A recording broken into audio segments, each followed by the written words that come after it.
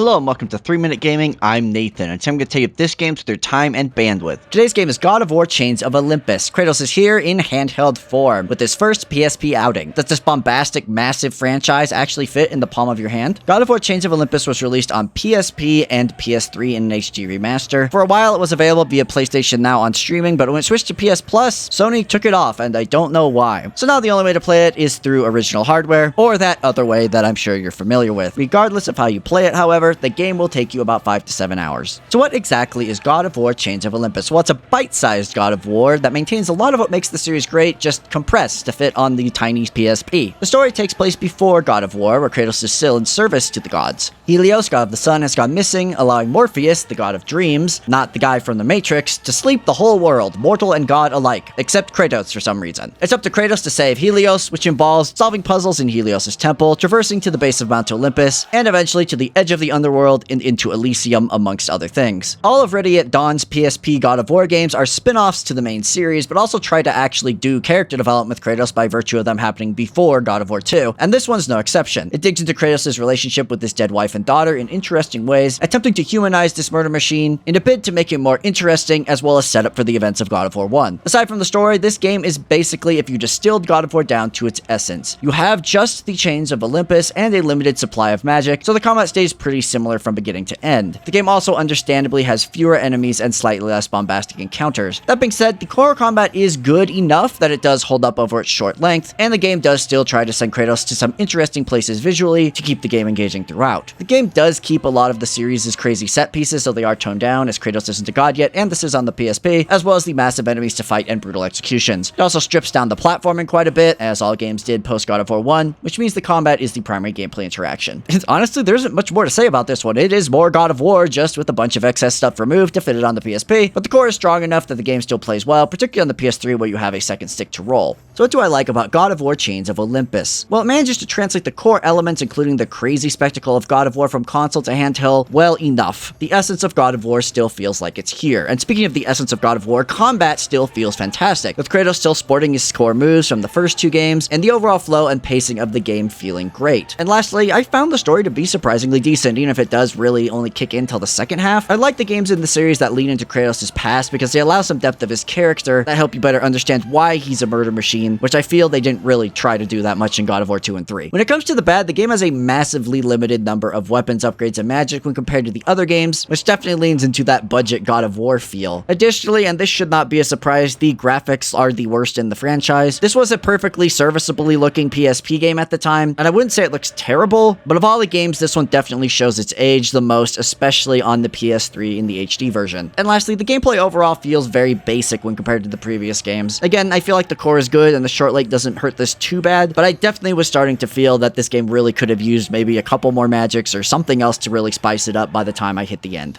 As you know, rate games here on a 3-point scale: must play, maybe consider, and don't bother. And I think God of War Chains of Olympus is a maybe consider. And I'll admit, I do have a soft spot for it. It's short, fairly basic, and certainly doesn't stand up to its big brothers in the console space, but even so, it's nice to have a bite-sized Kratos experience. The emphasis on Kratos' past and the really good story beats in the latter half certainly help elevate it, so if you have the means to play it, I'd say still give it a look. Just make sure to keep your expectations in check. And that's all I have for today. Thank you so much for watching. If you played God of War Chains of Olympus, do you think Sony's gonna actually bring it back to their service? Because they really should. I had to pull the PS3 out for this review. Let me know if you've played this game in the comments, but regardless, whether you have or haven't, I suggest giving it a shot in any way you can.